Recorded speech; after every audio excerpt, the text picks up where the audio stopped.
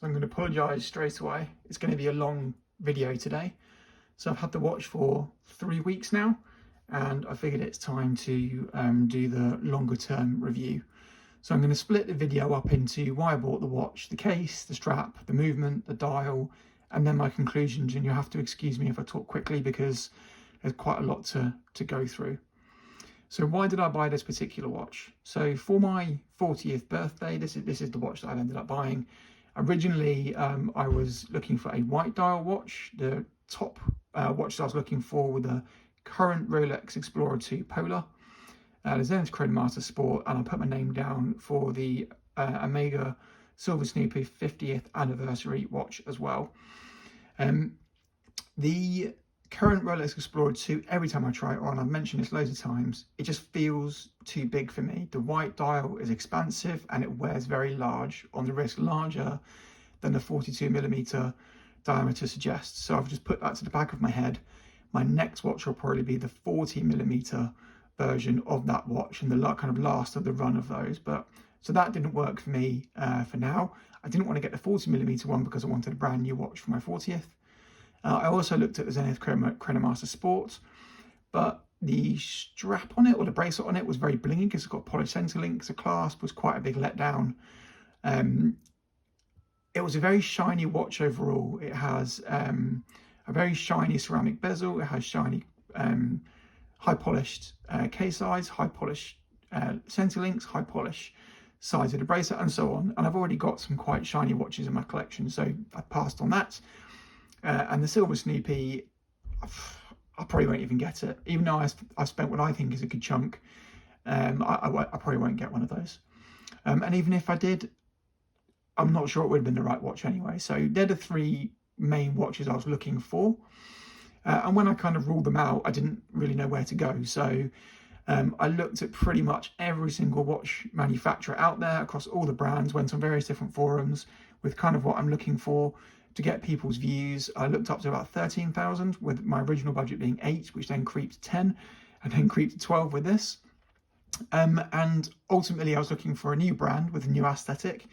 So I've got an Omega Aquaterra Golf, an IWC Mark 18 Le Petit Prince, and a Tudor Pelagos 39. And I wanted something different from a different brand, a different complication, ideally different materials, maybe a different strap, but something that also has quite a, you might want to say bland design, but what I would call a timeless design, and it will look good in many, many years to come. So I did look at a few skeleton watches, actually the Defy Skyline Skeleton Blue, but I'm not sure it's, it's 60, 70 years old. I could pull off a quite a blue or even the black skeletonized watch. I wasn't convinced it would stand the test of time, even though I very much liked it when I tried it on. And it looked great on the rubber strap and the bracelet, but yeah. So I did want something that would, in my view, stand the test of time for what my tastes would be, and that did mean something potentially a bit blander than some other watches which I'd like to try in the future. I've mentioned before the Bulgari Octo. The new Octo Aroma looks fantastic, but again, I think that's kind of a watch that you get in between, not a watch you buy for a special occasion, because I don't think that would be one I'd keep in the longer term. So yeah, I ended up with this, which I'm sure everyone knows by now, is the Pilot Flyback Big Date Ceramic. Sorry, give me 1 second, I've got a lot of notes to read here. Right, okay, so that's how I ended up with this watch, and I did try on the steel version of this and the freehand version of this, and this is the one that I really liked. So the case, it's 42.5mm in diameter. It is 14.25mm thick, but that includes a 2mm thick crystal, which I'll come on to in a minute because that's probably my only pet peeve. It's a 51.4mm lug to lug, 20mm between the lugs, and then it tapers down to 16mm at the clasp. So overall, a very nice set of dimensions for my wrist, which is exactly 7 inches, but is a bit of a kind of oval shape, so fairly flat on top, so I can wear some pretty large watches. So for example, my IWC is actually an identical lug to lug, so I knew this would be perfectly fine, and I've worn lots of 50mm lug to lug watches. From a weight perspective, it actually comes in at exactly 107 grams. So for context, my Tudor Pelagos 39 size to my 7-inch wrist, I think that's 2 links removed, is exactly the same, 107 grams. My 58 was 134 grams. My Black Bay GMT was 175 grams, that's the steel one. And then my IWC Mark 18 Le Petit Prince was 143 grams. So hopefully that gives you a good idea about the weight of the watch. The main reason for that weight is it's a rubber strap. It is a steel coated PVD clasp, and then obviously it's a ceramic head. So that's why it is light, and as a result wears very, very comfortably on the wrist. Being an all black watch, it actually wears smaller than the dimensions suggest. As I say, I did try on the steel watch as well, and I think it wears considerably smaller on the wrist than the steel watch. So I'm really, really happy with the aesthetic of it when you've actually got it on your wrist. I should tuck that in, shouldn't I? There you go. So I've tucked that in. So if you do that and just roll it over, it fits really, really nicely. And the fact that it's a 20mm lug width really helps with the aesthetic of the watch. The biggest issue I had with my Black Bay GMT was it was 22mm lug width, which I just thought was completely unnecessary on a watch of that size, and it makes the watch visually feel and look a lot bigger. So having that down to 20 with a wider case, and because it's ceramic, it's not top heavy, it works really, really well for comfort on the wrist and looks wise.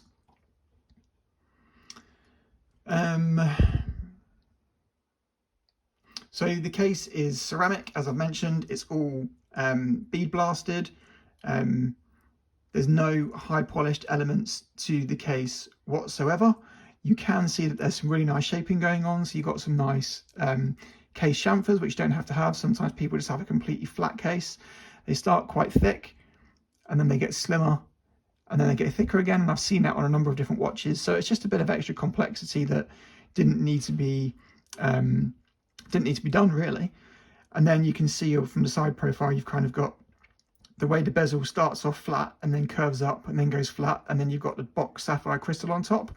So it just adds a little bit more to the look of the watch, as opposed to just having a completely flat side of the case. You know, that they have thought about it, even when it's a austere design. Little touches like that do make a nice difference and do make it visually more pleasing to look at.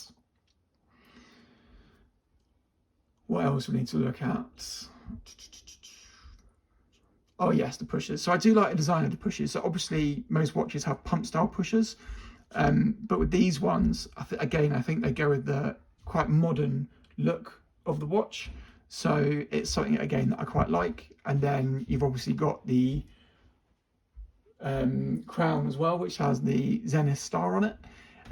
Everyone signs their crowns these days, but it's quite nice. So instead of being like an engraving, I don't know if that's CNC machined or what, but again, that's steel coated in PVD, but it does look really, really nice.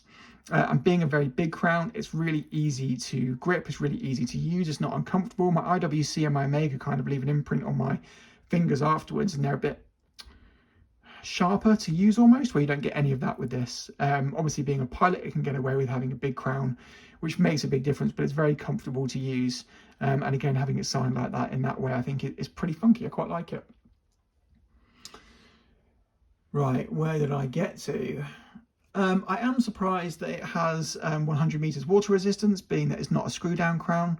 I wouldn't be testing that water resistance anyway. People always say even if they are and you accidentally actuate the pusher, may or may not be correct, but you just might flood the case with water and then you're in trouble. So it's got it if you need it. I know some people do swim with their watches, even their chronographs. So it does give it that kind of extra sporty ability. You could take it in a pool if you really wanted to, especially given the fact it's got a rubber strap as well.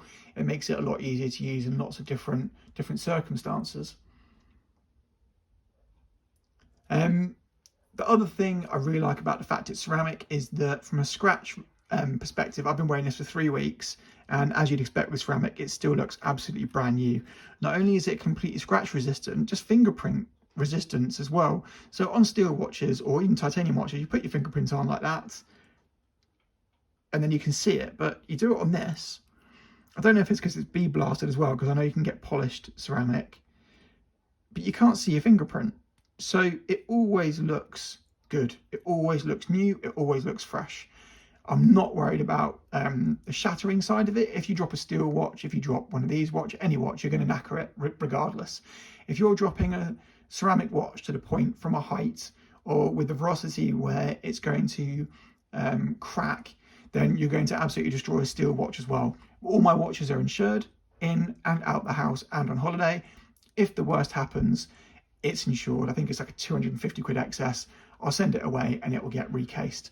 I know that is a concern for some people, but for me, it's not a concern at all. I really like the lightness that comes with ceramic. I really like the way it looks. I was definitely, as I say, after a completely different finish and look for a watch, and it really does fit nicely into the rest of my collection. So I do really like the ceramic case on it. I was looking at other ceramic cases when this came out, when this was released, just to make sure this was the one that I would like.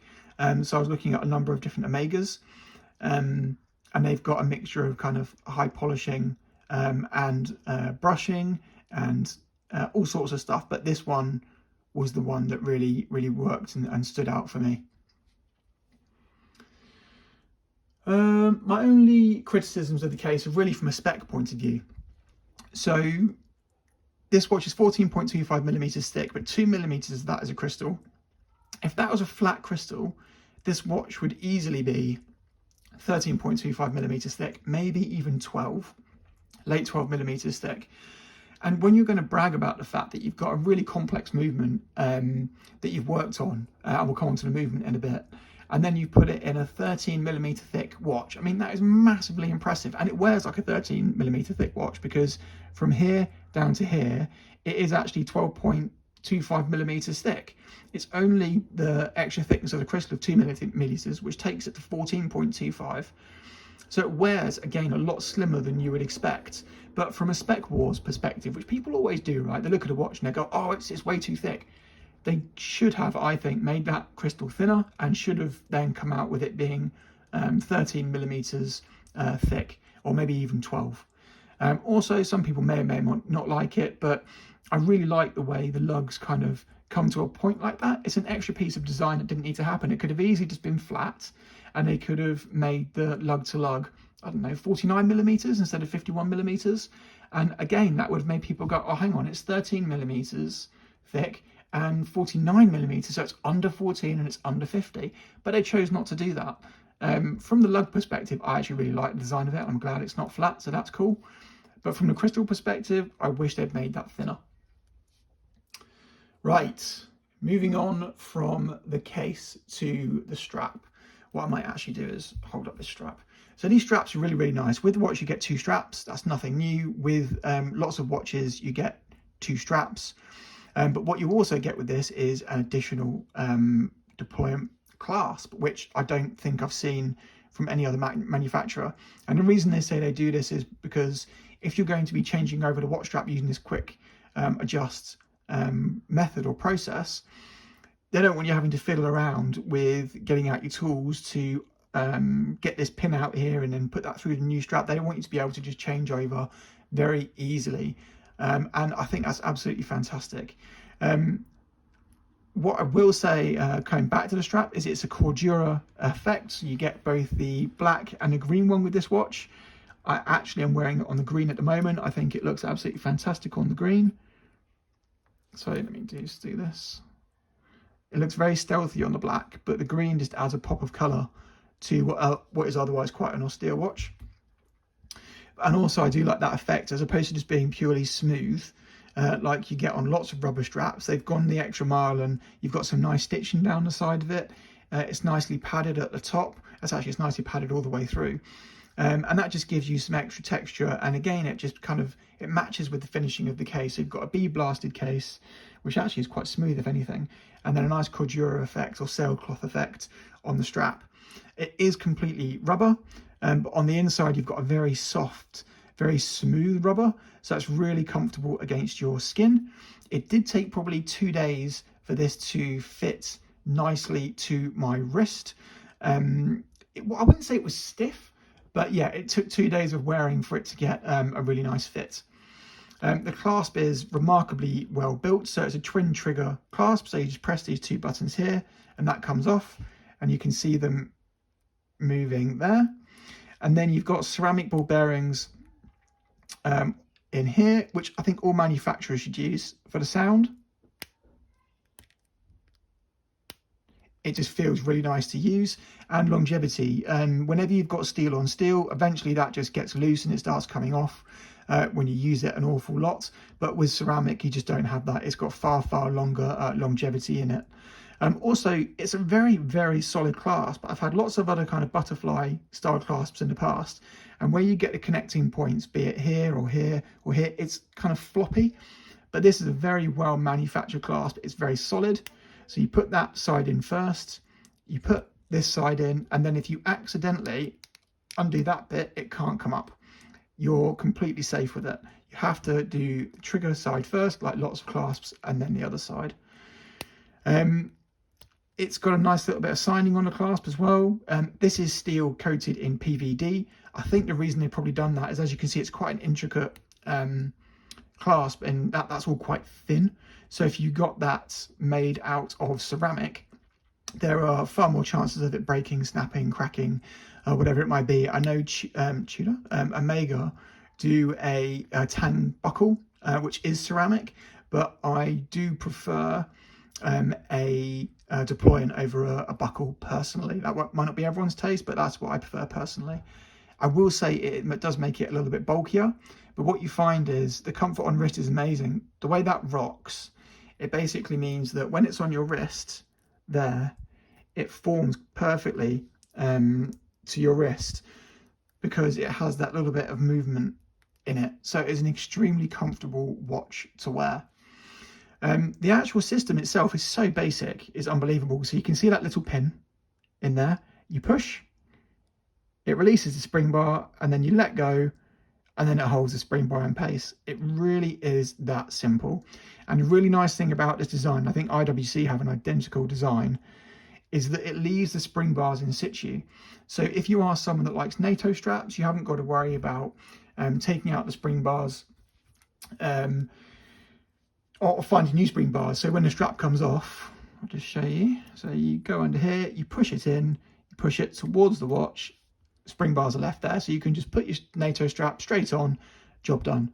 Whereas lots of systems take the spring bar with it, which then means that you don't have, or you have to put a spring bar in to put more straps on. So I do really like that feature. And then to put it back on, you put it in there, and then, sorry, I'm trying to do this through the camera, and then pull it towards you. And there you go, you heard it snap on, and now it's perfectly secure and in place. I'm going to take it off again because I'm going to have to show you the movement in a bit. So very, very cool system. I like it a lot, and it works very, very well. I'm just going to check my notes quickly to make sure I haven't missed anything. No, I think we're good. I think we're moving on to the movement. Yeah, cool. Right, let's move on to the movement.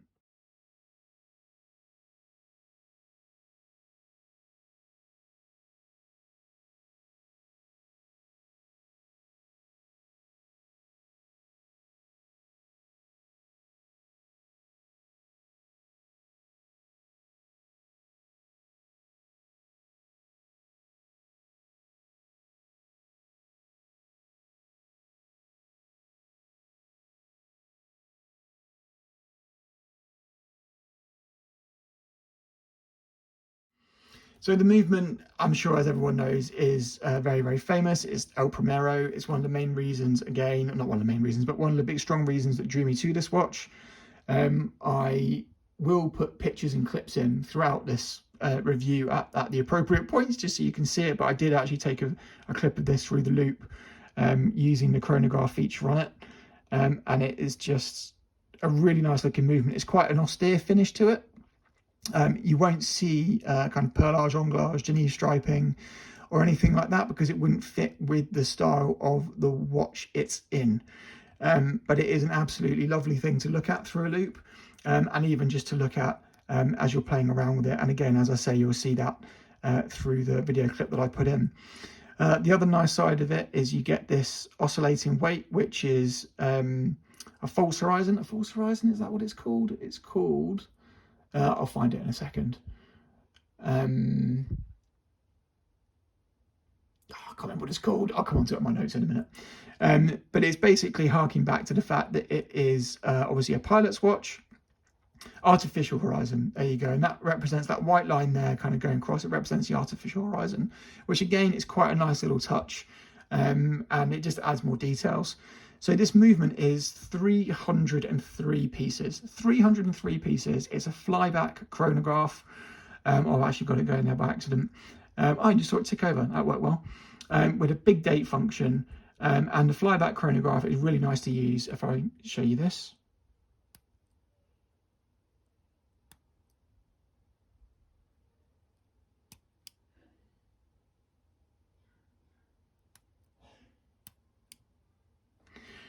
So you can't really appreciate the tactility and how nice that is to use. And when you watch reviews and talk to the people at Zenith about how much effort they put into the pressure required to depress these pushers, it's really quite impressive.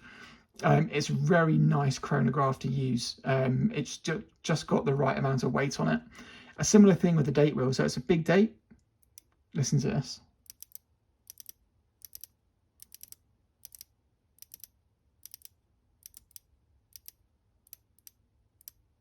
It's again very, very nice to use.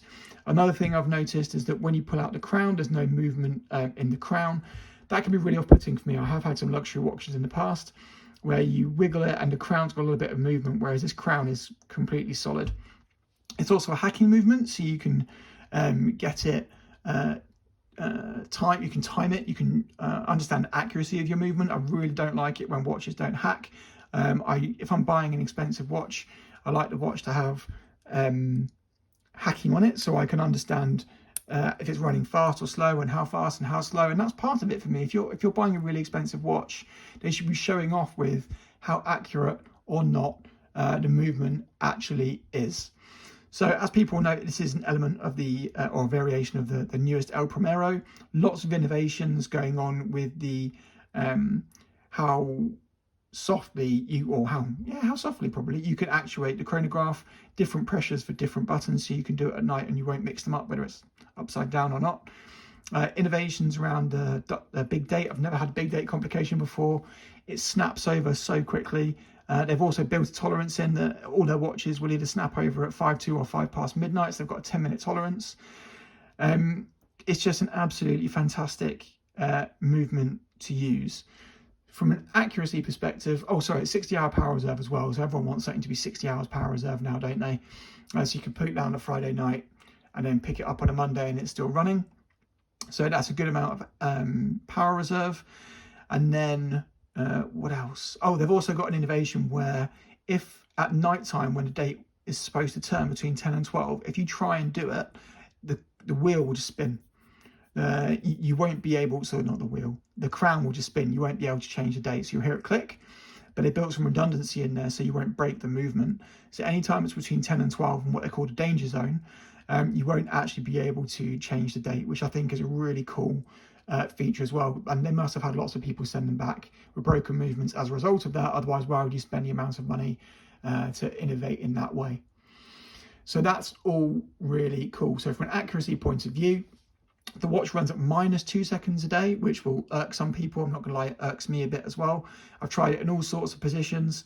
It gains around 1 to 1.5 seconds during the day when I wear it, and in lots of different positions overnight, it loses between 1 and 2.2 or 2.3 seconds. So it's been regulated very, very well. It's not like you're putting it one way and it's losing 5 seconds. Then you put it another way and it's gaining 3 seconds. The variances are literally 1 to 1.5 seconds depending on the way you place the watch. So even though it's running minus per day and I'd rather it run fast, it's incredible how well regulated the movement is. And when you think -2 seconds a day, that's well within COSC. That's within Rolex Superlative, which is -2 to +2. The only accuracy it's not coming with is METAS, which is 0 to +5. So I was really interested to see what the accuracy of movement was going to be, because when I bought my IWC, it's an in-house movement. I thought it'd be really good, and it runs at almost plus 4 seconds a day, it's 3.5 to 4 seconds. So I was really disappointed with that. So while I'd rather this was plus, minus 2 seconds a day is still very good, and I'm really pleased with that accuracy level. Almost finished, I promise. So moving on to the dial, I mean, this is what makes you buy any watch, isn't it? So as I say, it's a very modern looking dial. It's very different from the Pilot watches they've created in the past.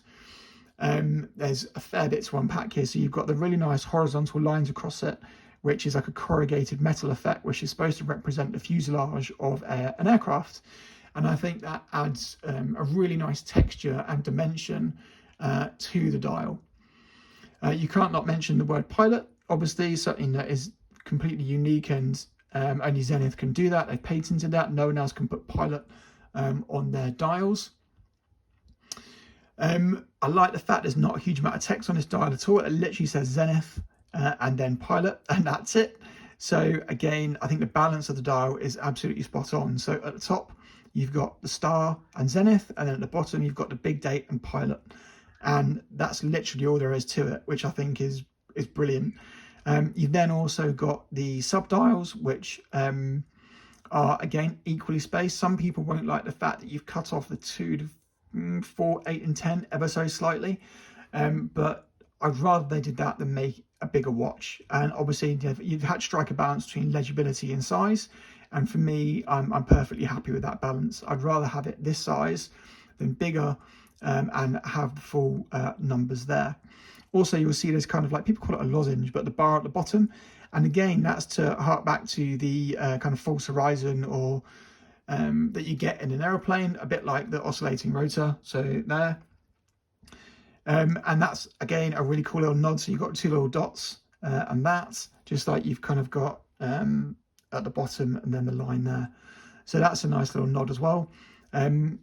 I like the fact that you've got a surround for the dials and the date. It's a really nice mix of white and black. You could easily over-egg this one way or the other, and look at it and go, it's too dark, which you can see in some Omega watches. I only say that because they're the ones I've looked at. Or it could easily go the other way and be too white. So I really do like the mix and balance of the black and the white.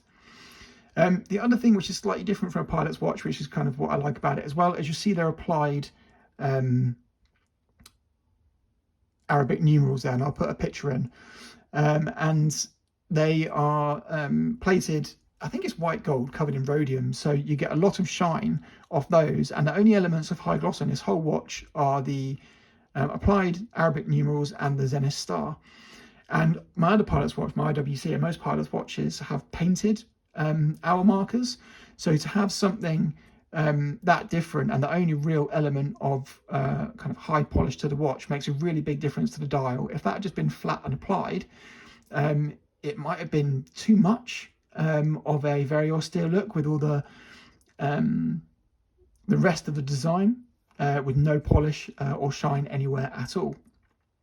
So I very much like that. And as I say, you've got a really nice depth to the dial with the countersunk subdials. Then you've got the corrugated kind of dial, and then you've got the raised markers or Arabic numbers, and the Zenith star applied as well. So you do have that little bit of, I wouldn't say it's a diverse watch or a watch that you take out necessarily to a very fancy wedding or anything, but it just gives you a little bit of extra interest to what is otherwise quite a high brush and potentially dull watch, depending on who you're talking to. From a lume perspective, it's got super luminova. I'll insert a lume shot, and it's got far better lume than I expected, to be honest. I don't know why I expected it not to be as good as it is, probably again because my IWC lume isn't particularly great, but the lume on it is great. It's long lasting, it's super luminova. I think everyone who's got any kind of dive watch or anything like that, or any watch with super luminova, it's very similar to that in terms of longevity and brightness. Again, I'm just going to refer to my notes, so just give me a second. I think that might be it for the dial as well. So Yeah, I think for me it's a massive success, this watch, in terms of what Zenith have done. I think it's going to appeal to an awful lot of people from a size perspective, and from a design perspective. And I do think it will stand the test of time for my tastes.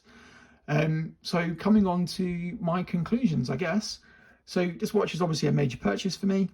I've already talked about all of that, and both in terms of buying it for my 40th birthday and obviously the cost. So I'm absolutely chuffed with it 3 weeks in, and I'll continue to buy straps for it, just to change it up a little bit, just to keep it fresh, and I'll continue to wear it a lot. One of the other really great things about this watch is because with all the watch thievery going on at the moment, excuse me, going on at the moment in London and in major cities, this flies under the radar completely. It's not shiny. It's got a rubber strap. It's bead blasted. It's black. It's not like a Rolex or an obvious Tudor or a Patek Philippe. So even though it's for me a very, very expensive watch, it's actually the watch I feel the most comfortable wearing to London.